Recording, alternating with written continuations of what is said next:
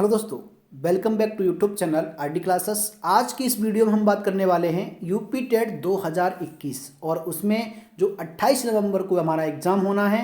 तो परीक्षा केंद्र पर हम अपने साथ कौन कौन से डॉक्यूमेंट्स कह सकते हैं, एडमिट कार्ड के साथ कौन कौन से डॉक्यूमेंट्स और ले जाएं जिससे कि हमें परीक्षा में कोई प्रॉब्लम ना हो। इस बार पीएनपी ने आदेश भी जारी किया हुआ है, वो क्या आदेश है वो भी बात करेंगे। उसके अलावा कौन कौन से डॉक्यूमेंट्स हर बार ले जाते थे और इस बार कौन सा एक नया डॉक्यूमेंट्स और ले जाना है। ये आदेश के अलावा भी कुछ ऐसे डॉक्यूमेंट्स हैं जो इस बार अवश्य रूप से ले जाने हैं। आवश्यक रूप से इसलिए क्योंकि इनके बगैर आपको एग्जाम में परमिशन नहीं दी जाएगी। ठीक है दोस्तों, तो सबसे पहले हम लिस्ट दिखा देते हैं आपको। ठीक है, ये है हमारी लिस्ट, लेकिन इस लिस्ट का अर्थ समझ लीजिएगा। एडमिट कार्ड, इंटरनेट कॉपी कोई दिक्कत नहीं है, आईडी प्रूफ ओरिजिनल, लेकिन जो हमने अपलोड किया है उसमें कोई प्रॉब्लम है तो फिर कौन सा ज़रूरी है, इसकी चर्चा करेंगे। BTC, DLEd, BEd marksheet, internet copy attested, कैसे अटेस्टेड होगी, कहाँ से होगी, क्या हम कर सकते हैं। अगली चीज़, ब्लैक बॉल पेन लेके जाना, ये सब जानते हैं। 2 फोटोग्राफ किसको ले जाने हैं किसको नहीं, इसकी चर्चा करेंगे, होने चाहिए कलर्ड। इसके बाद मास्क एंड सैनिटाइज़र, ये भी आपके पास होना अनिवार्य है। ठीक है, तो इन सब पे हम चर्चा करेंगे। उससे पहले आपको बता दें कि बहुत ही अच्छा टॉपिक इस वीडियो के बाद हम लेके आने वाले हैं। परीक्षा हॉल में ये करें, मतलब जब हम परीक्षा हॉल में जाते हैं तो हमारे शरीर से 2 तरह की एनर्जी क्रिएट होती है, एक नेगेटिव एनर्जी और दूसरी पॉजिटिव एनर्जी। क्या दोस्तों, पॉजिटिव एनर्जी को कैसे अच्छे से मैनेज करें और नेगेटिव एनर्जी को कैसे कन्वर्ट करें पॉजिटिव एनर्जी में। जी दोस्तों, बहुत ही आवश्यक टॉपिक है ये आपके लिए। इसका वीडियो आप एक बार जरूर देख लीजिएगा। जैसे आपने देखा होगा कि एग्ज़ाम में बोलते हैं कि हमारे गलती से 3 क्वेश्चन गलत हो गए, नहीं तो हम पास हो जाते या हमारा स्कोर 120 प्लस हो जाता, या फिर कह देते हैं कि ये क्वेश्चन तो हमें आता था लेकिन एग्ज़ाम हॉल में भूल गए। इन सारी समस्याओं का, या फिर कहते हैं ना टाइम मैनेजमेंट नहीं हुआ, टाइम कम पड़ गया, नहीं तो हम और कर देते। इसका यही कारण है कि नेगेटिव एनर्जी आपकी ज़्यादा थी, पॉजिटिव नहीं थी, कम थी, और पॉजिटिव एनर्जी कम होने के कारण आपका ये गलत हुआ। तो इसीलिए नेगेटिव एनर्जी को पॉजिटिव में कैसे कन्वर्ट करेंगे, क्योंकि कोई भी एग्जाम हो, चाहे यूपी टेट हो, DSSB हो, एसटेट हो, केवीएस हो, ऑल वनडे एग्जाम कोई भी हो, सबके लिए ये इंपॉर्टेंट वीडियो है। ठीक है, तो अगला वीडियो जरूर देखेगा। चलिए, तो आज का पहले देख लेते हैं कि जो पीएनपी की तरफ से जो हमारा आदेश आया था उसमें ये कहा गया था। देखिए, डीएलएड जो हमने ये द्वितीय वर्ष का इसलिए दिया गया क्योंकि द्वितीय से ऊपर वाले जो है, तृतीय चतुर्थ वाले, उनके पास ओरिजिनल भी मिल जाती है उनको। लेकिन कुछ अभ्यर्थी ये सोच रहे हैं कि सिर्फ ये द्वितीय सेकंड सेमेस्टर के लिए ही है, ऐसा नहीं है, ये सबके लिए है, उन सब के लिए है जिनके पास ओरिजिनल नहीं है। ध्यान रखना, आपके पास फर्स्ट सेकंड थर्ड सेमेस्टर है, आप थर्ड सेमेस्टर में हैं, आप कहेंगे ये तो सेकंड सेमेस्टर वाले के लिए है, हम तो थर्ड में हैं, और आप अगर फोटोकॉपी थर्ड की लेके चले गए, सेकंड की फोटोकॉपी लेके चले गए, आपको बैठने नहीं दिया जाएगा। आप ये समझ लीजिएगा कि उन्होंने इसलिए सेकंड वालों को लिए निकाला है क्योंकि वो ये मानते हैं कि फर्स्ट सेमेस्टर और सेकंड सेमेस्टर से ज़्यादा वाले थर्ड फोर्थ वालों के साथ पास ओरिजिनल पहुंच चुकी होगी। वो काफ़ी कैंडिडेट ऐसे होते हैं जिनके पास नहीं भी होती है। तो ध्यान रखना, आपके लिए ये डाउट का मुद्दा है, इसलिए आप कंफ्यूजन में मत रहिएगा।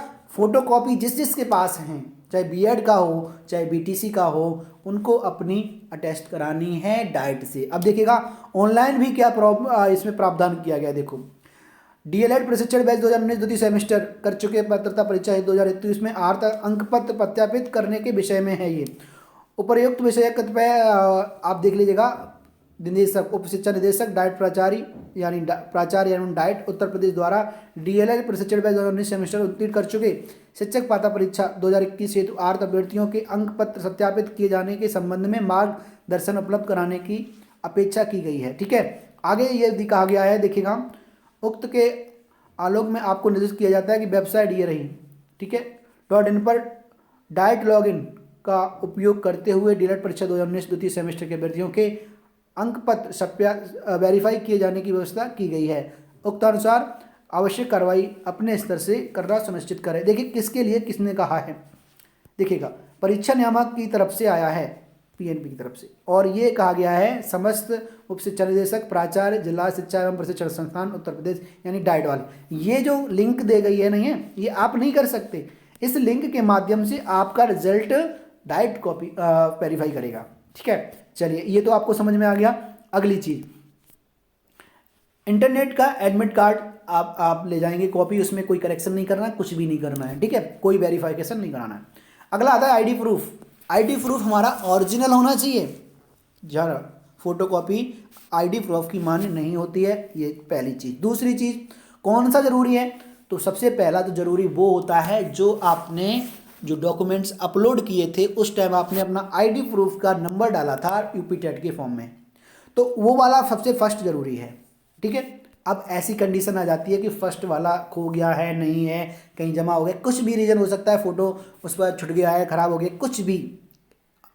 तो ऐसी कंडीशन में आपको क्या करना है, जो आपने डाला है उसका फोटोकॉपी प्लस एक दूसरा कोई भी जिसकी ओरिजिनल कॉपी आप अपने साथ लेके जाएंगे। समझ गए? आईडी प्रूफ पहले तो वही हो तो कोई दिक्कत नहीं है, जो आपने डाला है नहीं है तो ऐसी कंडीशन में पुराने वाला जो आपने डाला उसकी फोटोकॉपी और नए वाले को अपने साथ लेके जाना है वहाँ पे, और दोनों दिखा देंगे तो कोई दिक्कत आपके सामने नहीं आएगी। अगला है बीटीसी डीएलएड बीएड मार्कशीट।